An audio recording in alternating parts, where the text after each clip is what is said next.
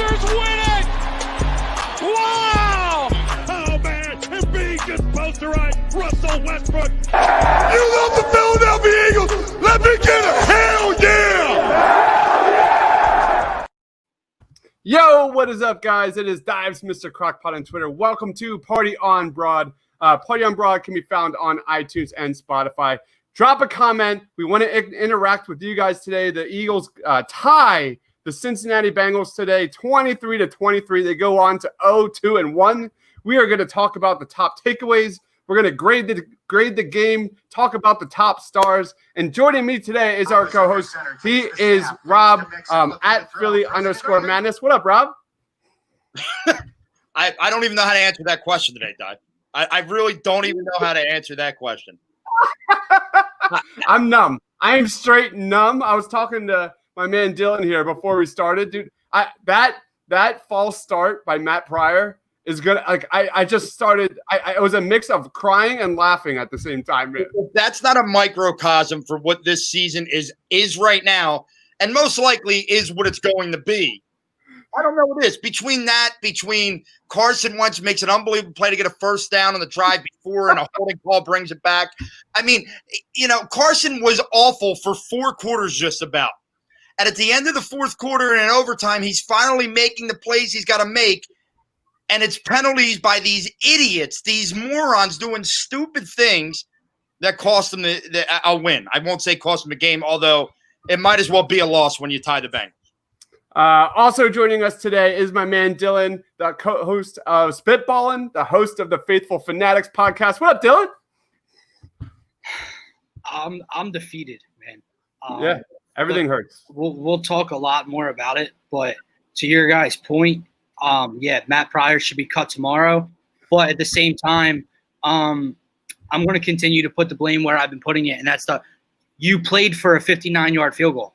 That's the bottom line. You can talk about the false start all you want for 5 more yards, but you played for a 59-yard field goal. And then not only that, I get it. Like, I don't know if he's thinking tie over loss. I don't know. I don't care. Not only that, you don't give Jake a shot at a 64-yarder. I don't think he would have made it. I don't even know if he would have made the 59-yarder. And you don't go for the 4th and 12. I would have rather you sent the offense back out and try to pick up 12 yards. With the way Carson Wentz played a little bit better in that overtime period.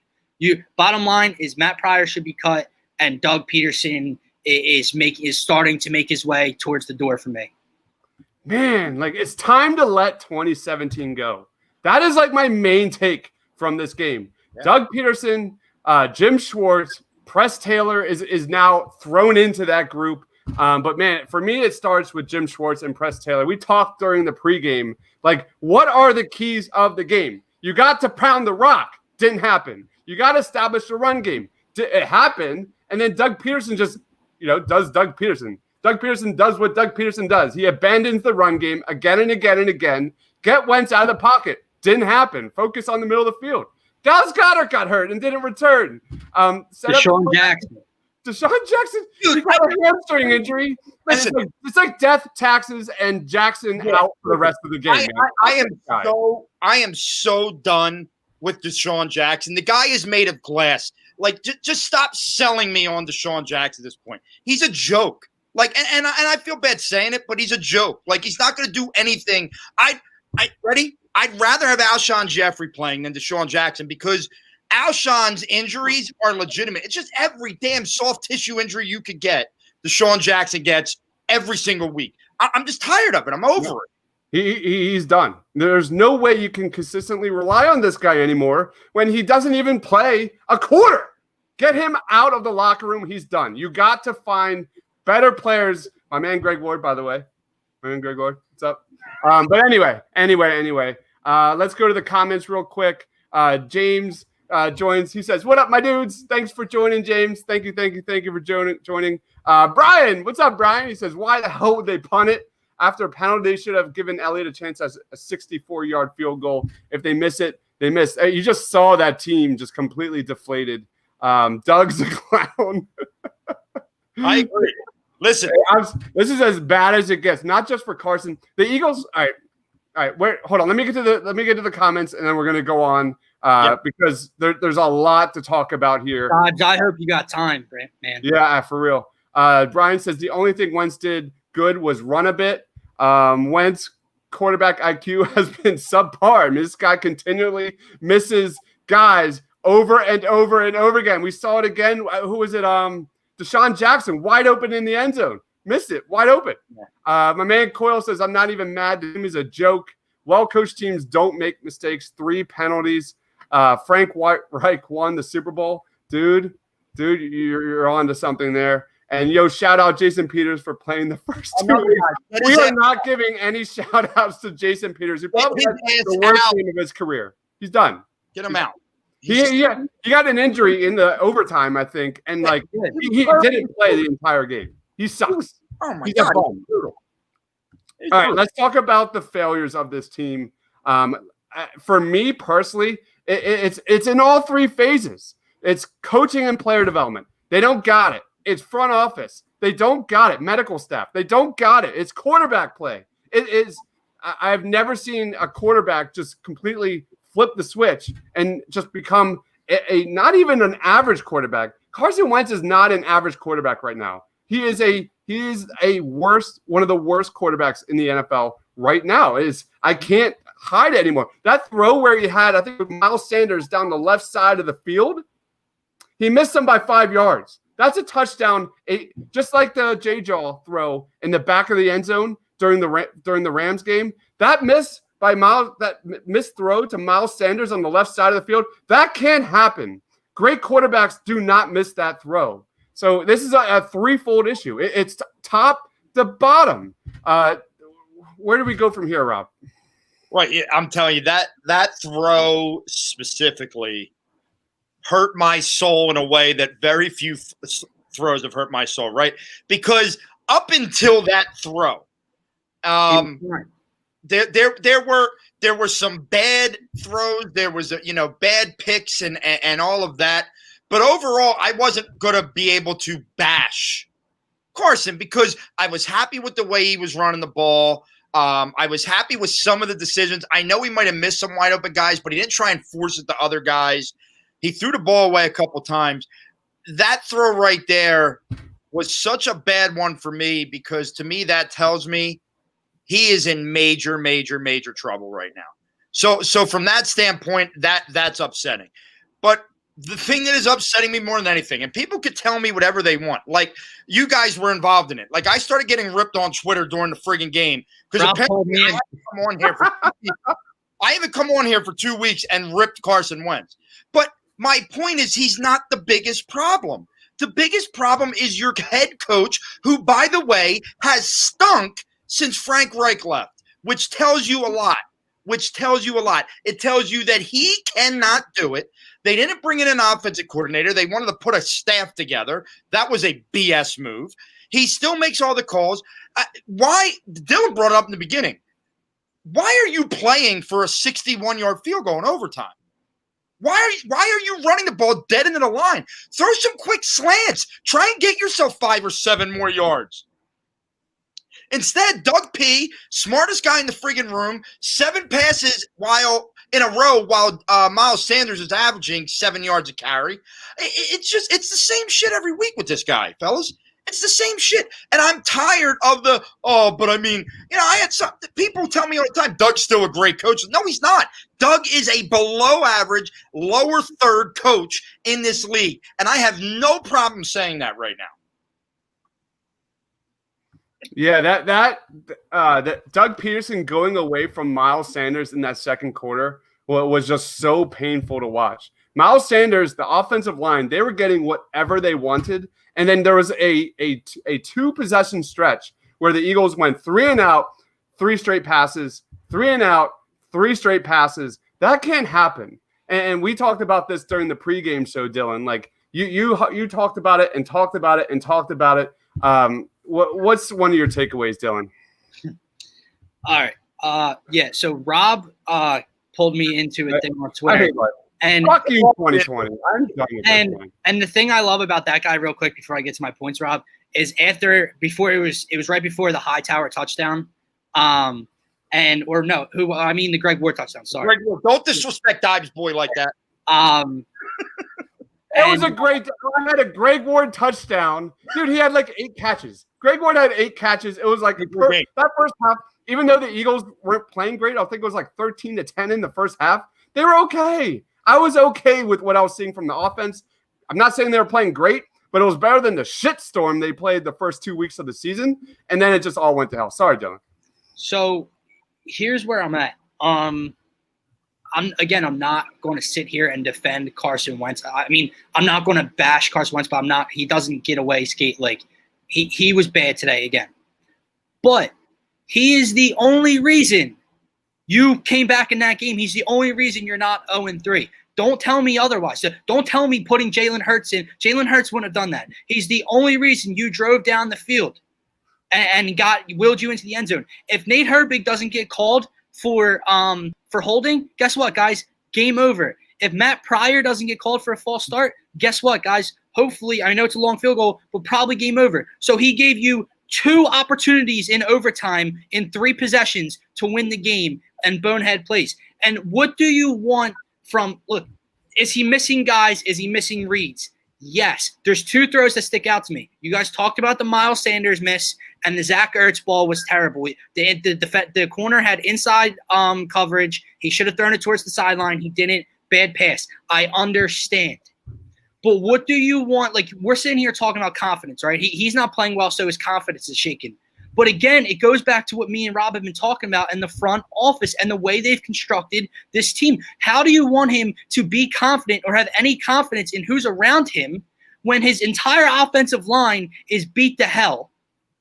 Doug's not running the ball and helping him out. And his wide receivers, guys, because you guys talked about it, Dallas Goedert and Deshaun Jackson went out in the first half. They're done. Well, let's see who he's working with now. Richard Rodgers, your third-string tight end, is catching passes. Deontay Burnett, who got pulled off the practice squad earlier this week, he's out there catching passes. Rookie John Hightower is out there catching passes and making plays for pass interference calls. He's got no one. So how do you want his confidence to get built back up when he has no one around him? Go ahead, Dives.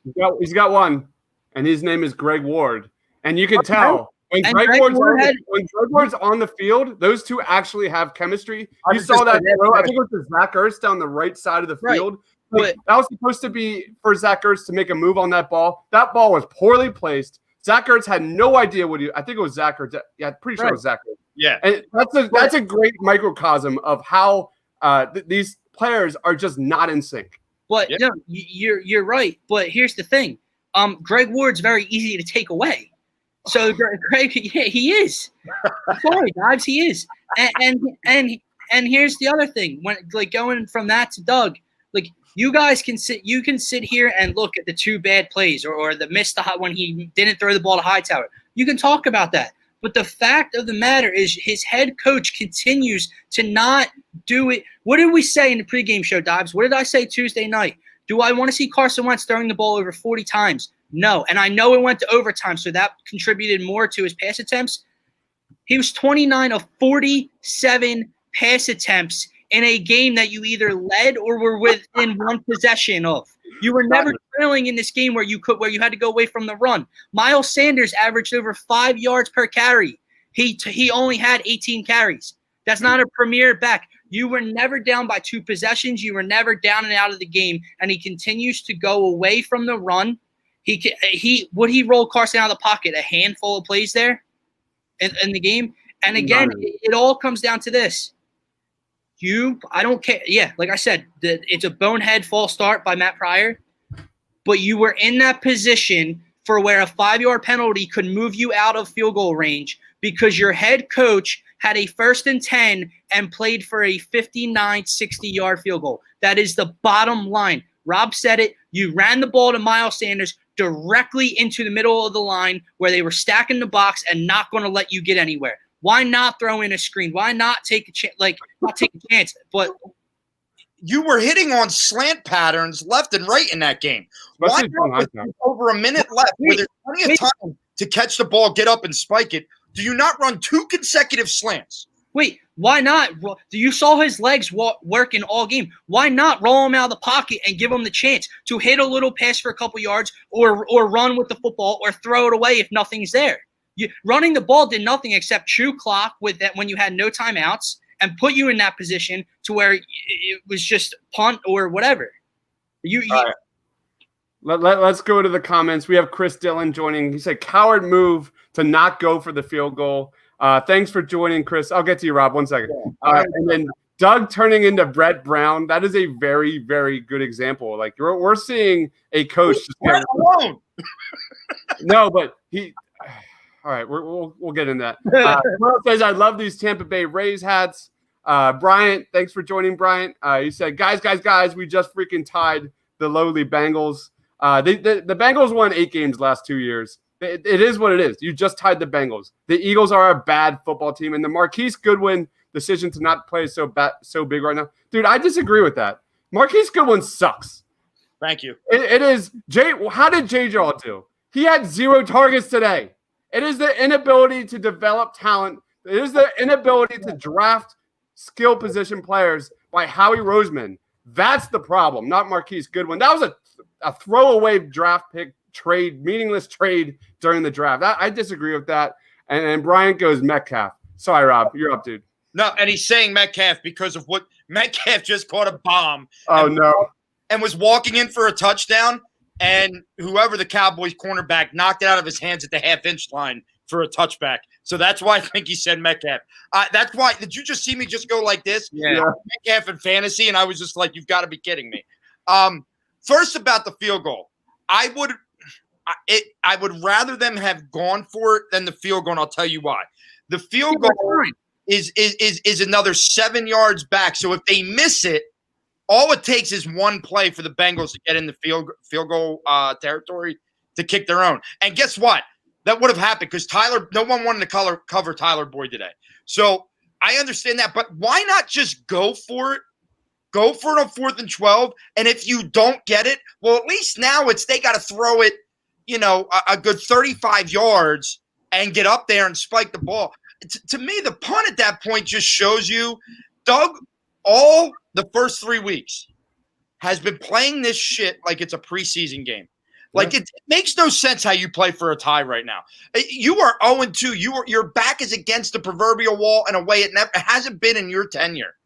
And you doing that, you said, I'm okay with 0-2-1 going into this hellacious stretch that you're about to go into with the 49ers, the Steelers, the Ravens are in there. Not in order, but all 3 of these teams you play in the next month. What in the hell are you thinking at that point? And that's one more thing. People, we keep talking about Carson Wentz's confidence and mental state right now and where he's at in his own head.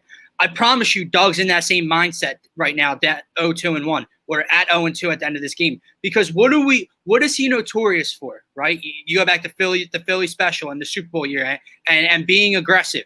We always talk about how Doug's got the balls the size of Jupiter, right? You played to tie the Cincinnati Bengals. He played the last 2 minutes of that overtime period. Once we got the quarterback sneak for 1st and 10, just inside their 40 or 45, wherever we were, he played the softest, weakest game plan or called the weakest, softest game I've ever seen in those next 3 plays than I've seen in Doug Peterson's tenure. All right, let's go. I mean, my top takeaways here is Doug Peterson, Jim Schwartz. We've talked about Doug Peterson and his play calling to death, but you look at the 2 tight end sets, man. I don't know. Maybe we should save this for a different pod and where we go from here, but it's not working.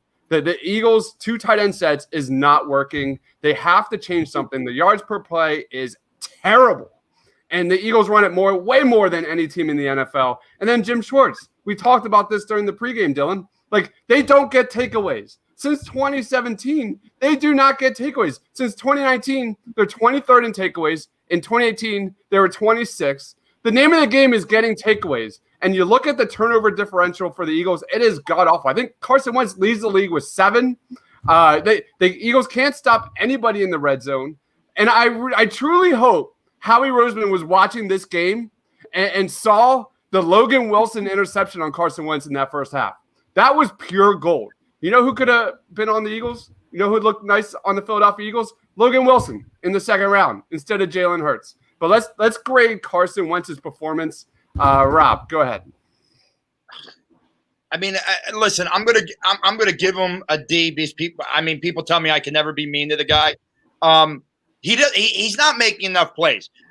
And really what I want to do is I want to give him a C because that last drive, yes, he benefited from 2 pass interference calls, but for him to that run for the touchdown, listen, Carson's a gamer.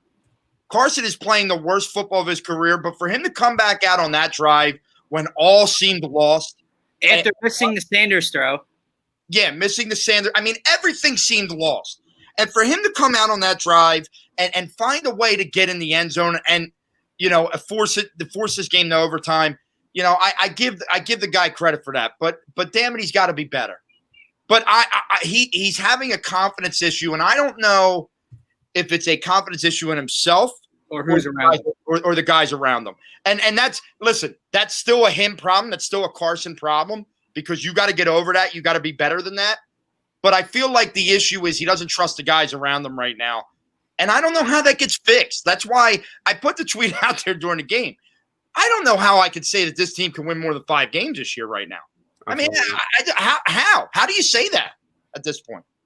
What about you, Dylan? Yeah, I mean, I know I'll probably get killed for this. I'm with Rob. People always tell me I can't be mean to him. Whatever. I'm going to give him a C-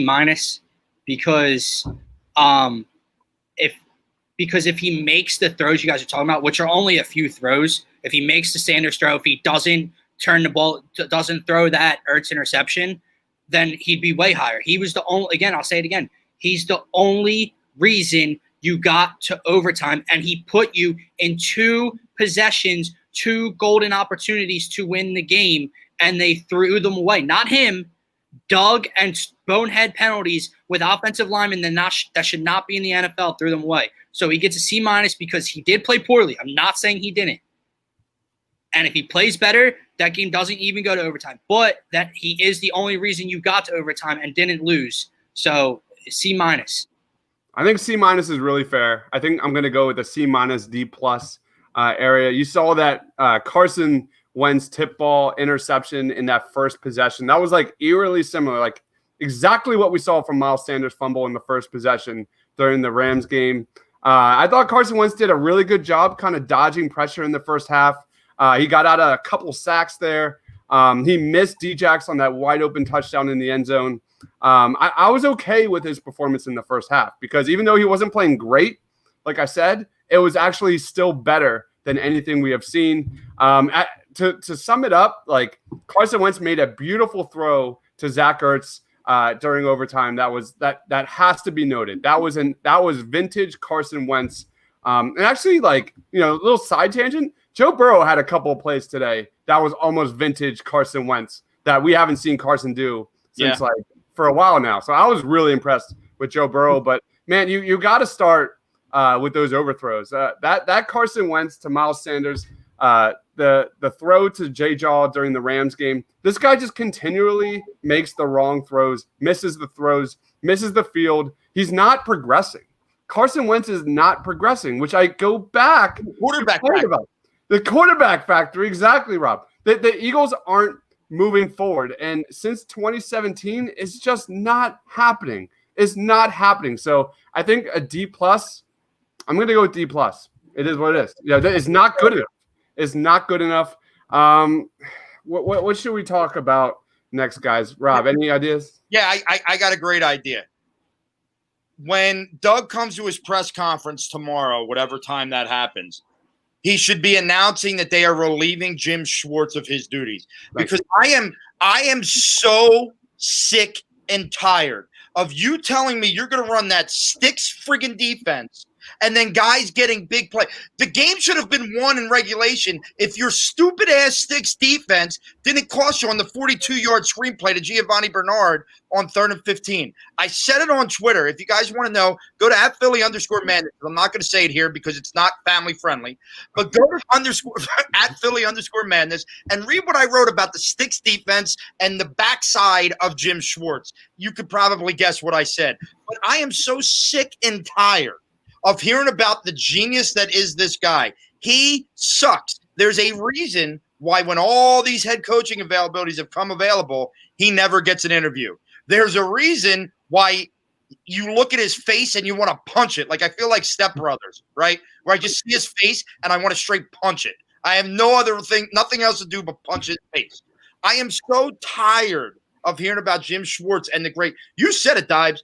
Where are the turnovers? Yeah, they got sacks today because they were going against a JV offensive line. I mean, Jesus. Those guys can't block anybody. I mean, Derek Barnett got a sack. That guy stinks. Yeah, it's beside the point. Jim Schwartz, you're now 0-2-1. You got to ruffle feathers a little bit. The first feather I'm ruffling is getting him out of here as a defensive coordinator. I don't want to hear about Jim Schwartz anymore. To me, I want him out.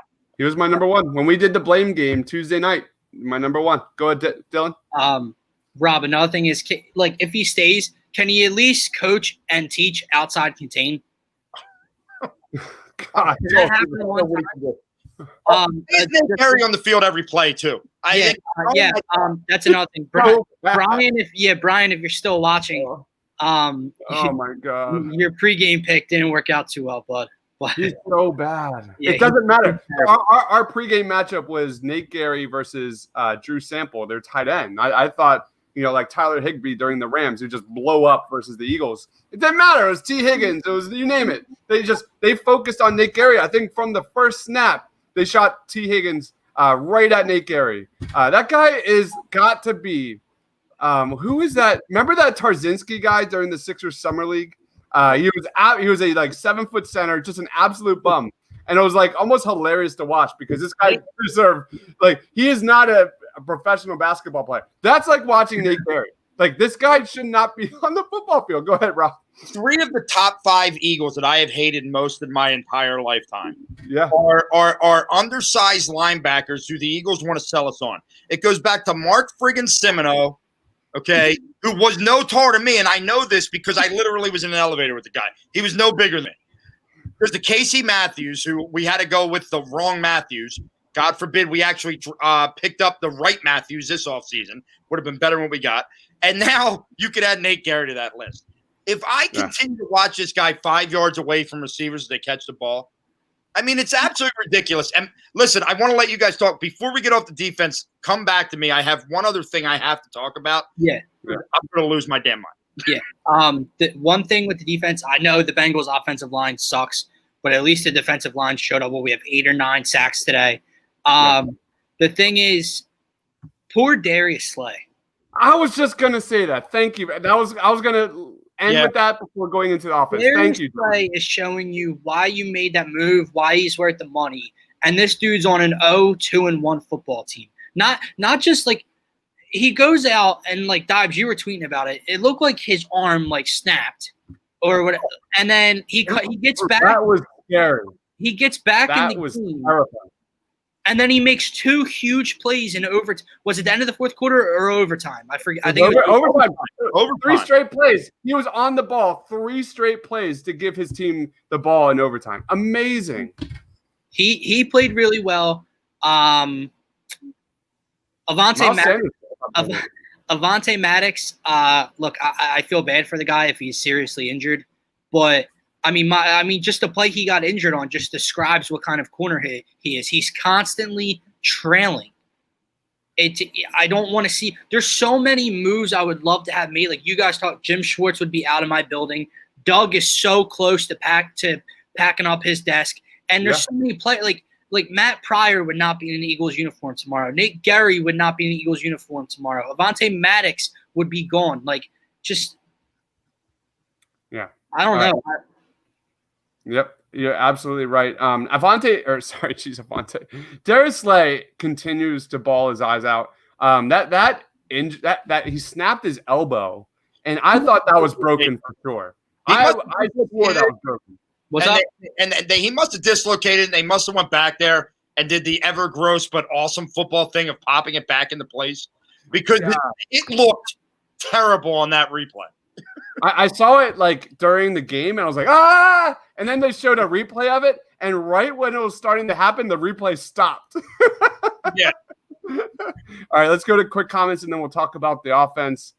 Ty Book, what up, Ty? What's going on, man? Thanks for joining, dude. He said, preach on Schwartz. So tired of it. Schwartz got to go, man. He's got to go. Nate Gary is not an NFL linebacker. So hard to watch. He's not a high school linebacker.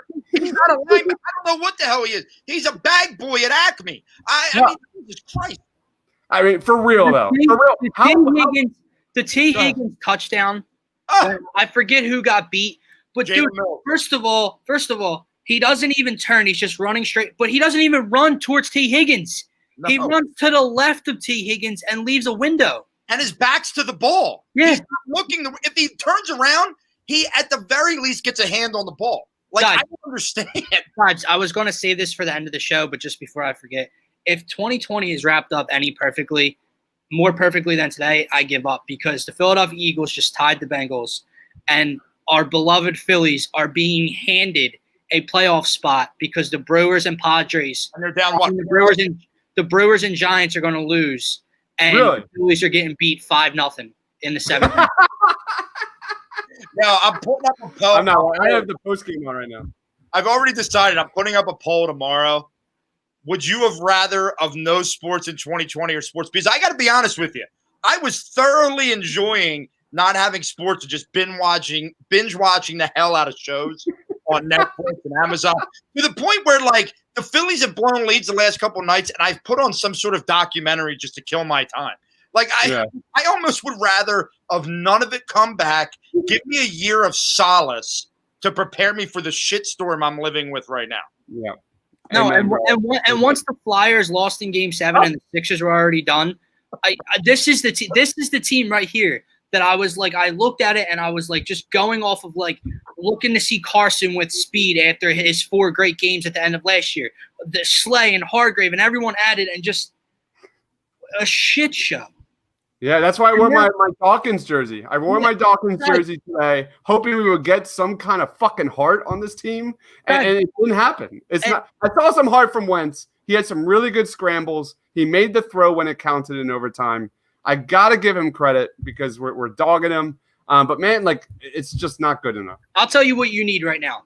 You need Dallas Goedert to be okay and come back. If there's any life, like this season, it's over, in my opinion. Yep. But if there's any life, like, obviously we're going to keep doing the shows. We're going to keep watching and hoping and scratching and clawing that this team comes back. What needs to happen, and I know we'll talk about this more on Tuesday and going forward. Mika Parsons. You need Dallas Goedert to be okay. Offensively, I mean, you need Dallas Goedert to be okay, and you need Alshon Jeffrey back. And I can't believe I'm saying that. You need Alshon. Listen. No, I think the honest truth here is they need a top 10 pick. Like, let's stop beating around the bush here, guys. They're not good enough. They're not good enough. No, they're not. Even if they get a top 10 pick, hey, that's great. They're going to be the team in the top 10 that screws it up. They don't know how to draft. By the way, Justin Jefferson, pretty big day. Pretty big freaking day. 1-1. It's 1-1. First week, Jalen Reagor had more catches, more yards. Second week, it was a pull. Jesus, what? A push. They were like dead even. Congrats on Justin Jefferson. He had a great day. That was like the train wreck of that entire second half. I'm getting tagged in all this shit about Justin Jefferson, and the Eagles are playing like shit. I definitely put up in the SpongeBob language for no other reason than to go straight at your heart. Like, I heard what was going on. I was like, oh, I got to get his ass because I got to laugh right now because nothing. Man. It went fucking 100-0. Like, Greg Ward, touchdown. And then, like, oh, shit, like, halftime, Justin Jefferson goes off. And the last thing about, like, the part that sucks so much is not just the feeling of today and how the game went. It's the fact that essentially, like, barring a miracle and this defense completely turns it around and Wentz starts being what I thought he was, the next 13 weeks mean nothing. No. If literally it is week 3. The season's done. It's done, guys. I mean, it's over. Like, this team, even if because the ineptitude of the NFC East, they were to squeak in some weird, odd-ass fashion, which it's not going to happen. But this is like being in purgatory, right? The NBA has a bad purgatory system. Like, when you're stuck there until you tank and then try and get better. The NFL doesn't, but the Eagles right now, the last 2 years, are in purgatory. They're not good enough. Quick update. Carson Wentz is doing his post-game press conference, and his hat is not on. He does not have a backwards hat on. Wow. So you let that big Cowherd talk about I'm sorry. I ripped enough of him last week. All right, we have Ty Book saying Slay was so good today. A good pickup finally. Trevor Williams did not look bad after Maddox. Marcus Epps had a play today, I thought. Chris Coyle says, I am out on sports. Go watch Cobra Kai. Yeah. Go watch The Haunting of Hill House. There are so many great – Mandalorian we just binged, getting ready for season 2. There's a lot of good content out there, man. I watch The House on Haunting. I'm scared of my own shadow. Me and horror don't mix. So really good. The second season's about to come out, and it is amazing. I won't sleep for days. I'm a child. I'm like a 5-year-old. Yo, and as if this day couldn't get like any weirder or like worse for better for Carson Wentz haters. Nick Foles came in for Mitch Trubisky and brought back the Falcons. Did you see that throw? Did you see that throw that got that? Oh my God! I was like, yeah, he got murdered and he put it right on him. And listen, right. Look, Nick. I love Nick Foles. I am ever indebted to what Nick Foles did in 2017. Like, it'll never leave my mind. But here's the deal, right? We can rip Carson all we want, and we will. And Carson's been bad. I don't care if Joe Montana is the quarterback of this team. There are so many holes all over the friggin' ball. I mean, once Deshaun Jackson went out, you were literally throwing to John Hightower and Burnett, some guy that wears number 19 on his jersey, but can't even get targeted, even after the coach says we're going to lean on him, which shows you just the ass hat that Doug Peterson is. I've changed it, by the way. I'm no longer jackass guy. I'm ass hat guy. That's my new thing. So just get a shirt on the paintedlines.com, Dibes. Ass hat. I'll wear it every damn week. I don't care. I mean, that's how I called this game. I called this game Eagles would win 26-24. It was getting pretty close at one point, but I saw this game as a nail biter the entire time. It's like this is like the Sixers. It's the same shit as the Sixers. The team has zero chemistry. They don't play together. It's a roster that doesn't play well. You have coaching that plays different ways than the players fit. It's just a goddamn top to bottom mess. Ty Book says, rough day for us Philly fans. Hopefully season 8 of Letter Kenny comes out soon. I've never watched that. Have you guys watched that? What is that? I don't know, but I'm going to have to YouTube that. I have no idea. Coyle says, Sixers poop the bed. Phillies poop the bed. Eagles poop in the bed. Everybody poops the bed. Popping the bed. Eagles are popping the bed. All right, but let's talk about offense before we wrap this up, because this is a reaction pod. We're going to get into this more on Tuesday night. But really, I think the biggest conversation is the Eagles are 0-2-1, and everything on Philly sports media, radio, Twitter, you name it, will be about when do you bench Carson Wentz and when does Jalen Hurts come in. My opinion on that can't happen. The Eagles will not make that move until the Eagles are officially out of the playoffs. He's not ready. Jalen Hurts actually, he looked okay. He had 2 plays today on the season. Fumbled. Oh, he had the fumble. My bad. Yeah, so 4 out of 5 plays. He had positive plays. 2 of those were decoys. 1 was a run on the left side. I forget what the other one was. Not a throw, but anyway, but all were, other than the fumble, was a positive play. But you look at like what the Eagles schedule looks like coming up. This guy's not only just not ready to play. Like, the 49ers destroyed the Giants today with 8 starters out, 36-9. The 49ers, they're not having as good as the year as they're a good football team. That is a national televised game. Well, Rob, let me take this real quick. Finish Dodge and then hold on. I just want to say one thing. They're not throwing Jalen Hurts into a nationally televised game with the shit show that's happening with the Philadelphia Eagles right now. Then you go at Pittsburgh. Then you go against the Ravens. We talked about this during the pregame. At worst, if Carson Wentz continues to play at this level where he's just a turnover machine, he's not on the same page as the wide receivers and tight ends, which we saw today. Hopefully that overtime gives him some kind of momentum moving forward into week 4, but I don't see Carson Wentz being taken out or benched until probably like week 10 or 11 when the Eagles are officially out of the playoffs, which this is the NFC East. The division is terrible, so that could be a very long time. At the earliest, the Giants, which is week 7. That's the earliest Jalen Hurts could see the field. Go ahead, Dylan. So you're right. It's going to be all over Philadelphia sports media and radio all week long, probably for the rest of the season. You're looking at it from the Jalen Hurts perspective, why it would be bad for his development to come in versus the schedule with who's around him. I'm looking at it from Carson Wentz's side.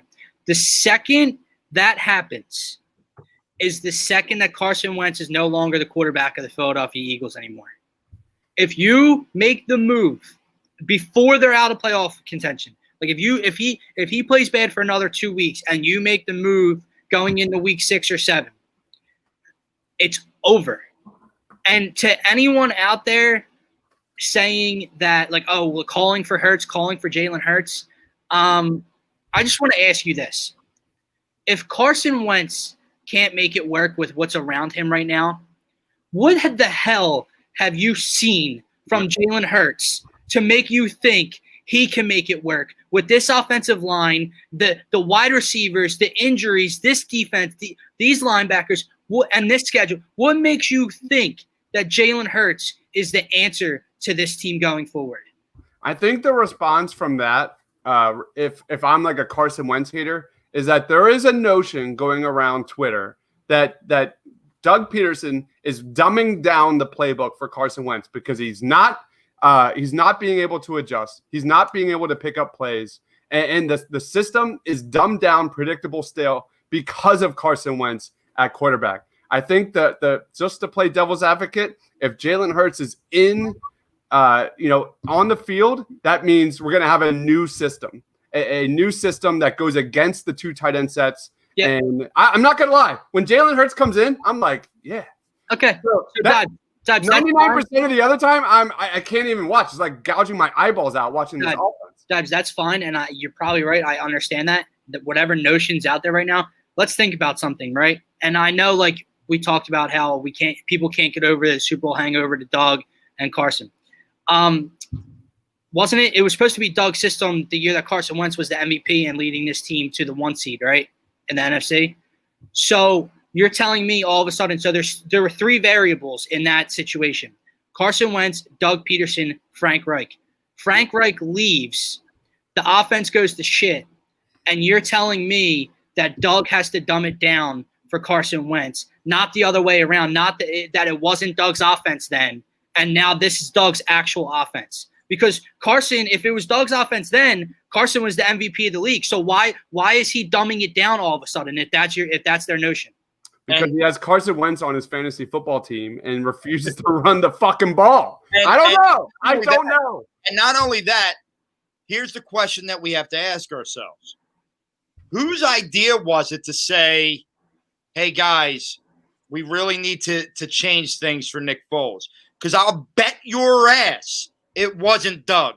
I will bet your ass that was Frank Reich and John DeFilippo. There's not a doubt in my mind. Right? Everyone wants to give Doug credit. Everyone wants to give Doug credit for the Philly special. Did we not hear the mic'd up play? Doug was going to call something else. It was Nick Foles who went over to him and said, how about Philly? And he went, oh, you know what? Yeah, let's do it. He's inept, guys. He is inept. And I'll just put it to you this way. Let me put it out to you this way. I love Carson Wentz. Carson Wentz, to me, is the guy that I want to see succeed. And guess what? If I was Carson Wentz right now, with the asinine coaching, with the asinine general managing, and I'm not saying he's playing well because he's not. Carson Wentz is playing bad. But if I was Carson Wentz, with all that, and then you look at the stupid-ass fans in this town, I'd want out. Right. You know what? Let me go somewhere else. This is bullshit. Like, I honestly would have that mindset. Like, screw you guys. Wait, who the hell are you? Go ahead. Have fun with Jalen Hurts. It doesn't matter if Doug's here.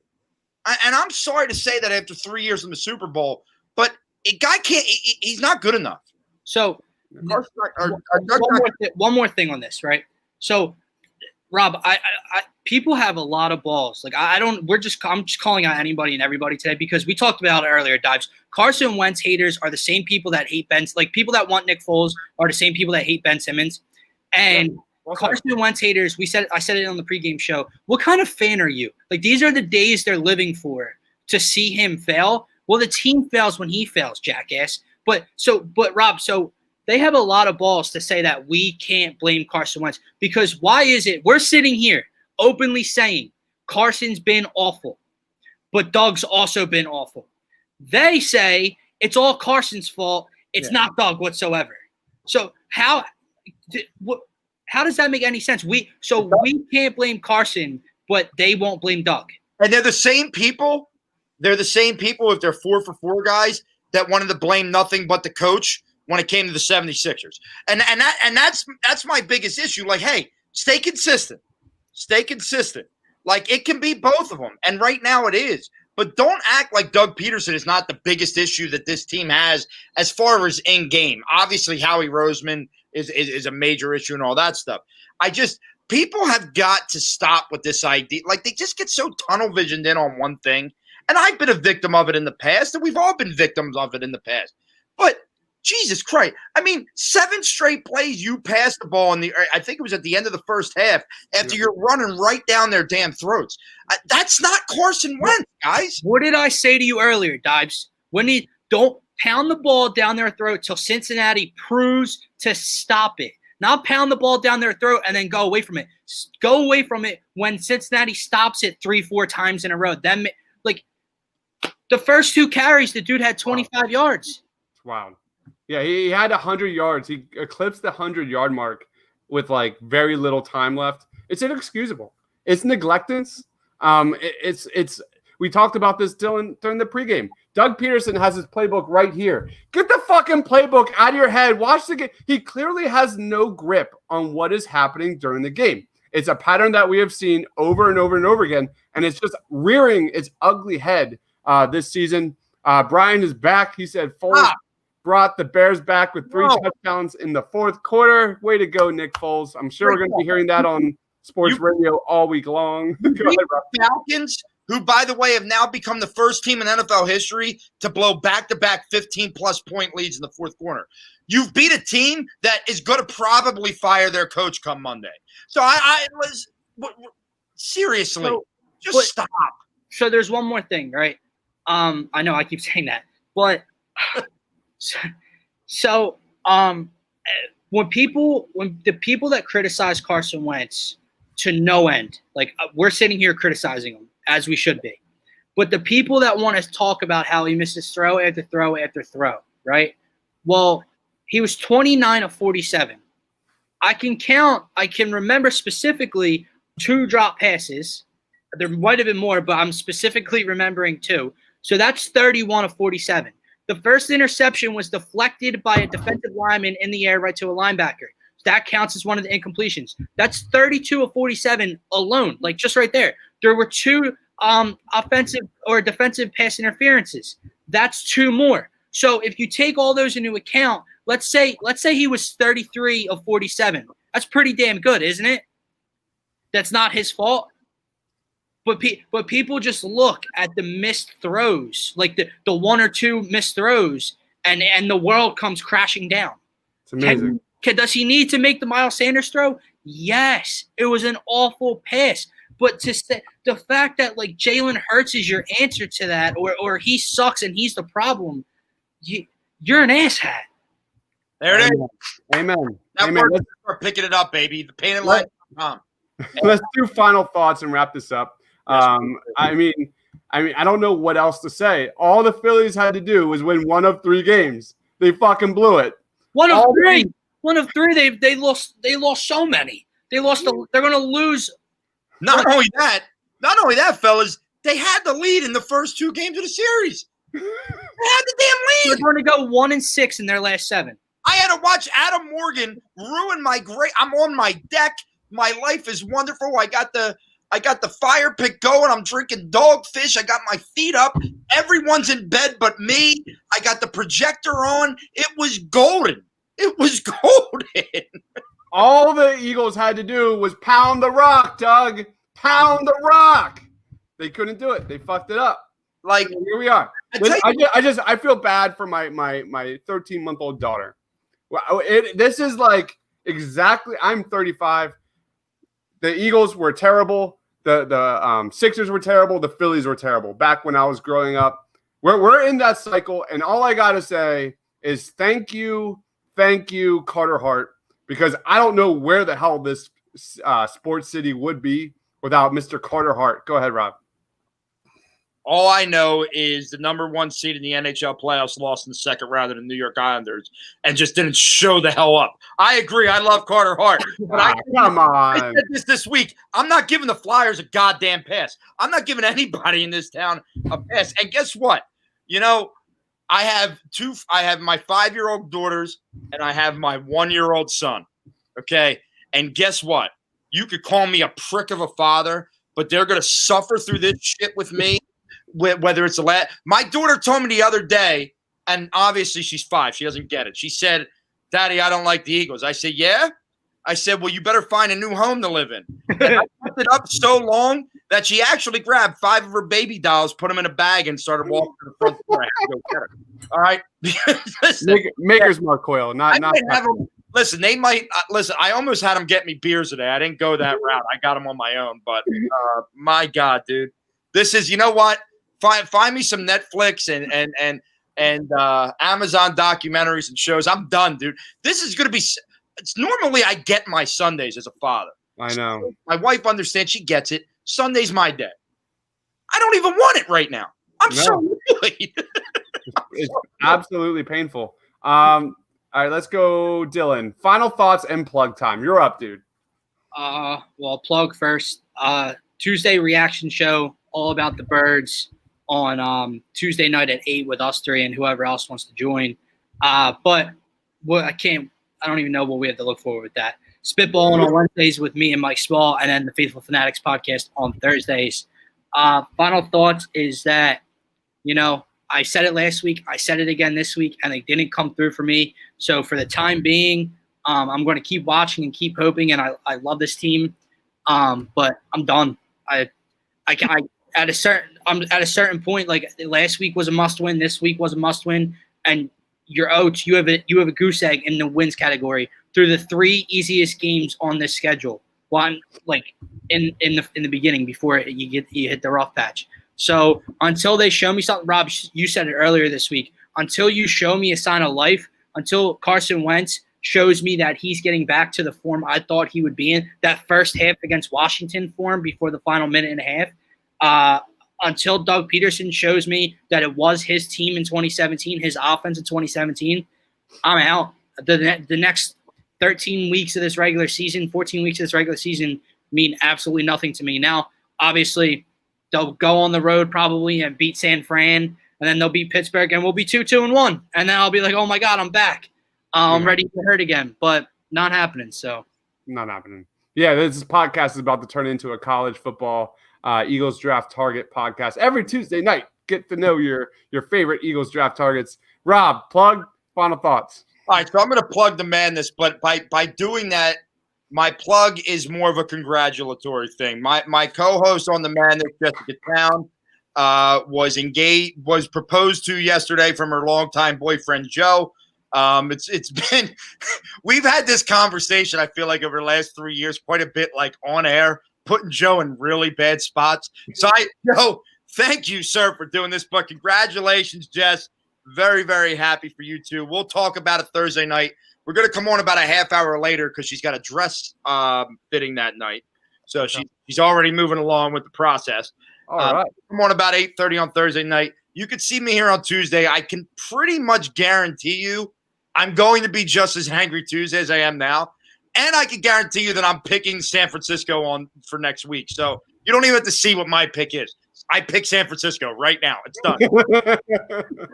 All right. Yeah, we'll be back Tuesday night. Party on Broad. We'll be back Tuesday night. We're good. 8:00. Go ahead, Dylan. Yeah. Guys, first of all, put this back up because I have to say something. That man right there, in 2020 didn't get any weirder. He had a baby, and no one knew about it. What the hell happened on my show Thursday? 5 minutes into the show, I got a message. I was like, "Hey, man." How funny would that have been if it was like named Tyron or Mike? If the kid was all right. Anyway. Yeah, we're gonna be back Tuesday night, 8:00 p.m. Join us live. We'll be doing a preview versus the Eagles and the 49ers. It's not going to be pretty. We're going to be giving our final thoughts, our top matchups, the top storylines.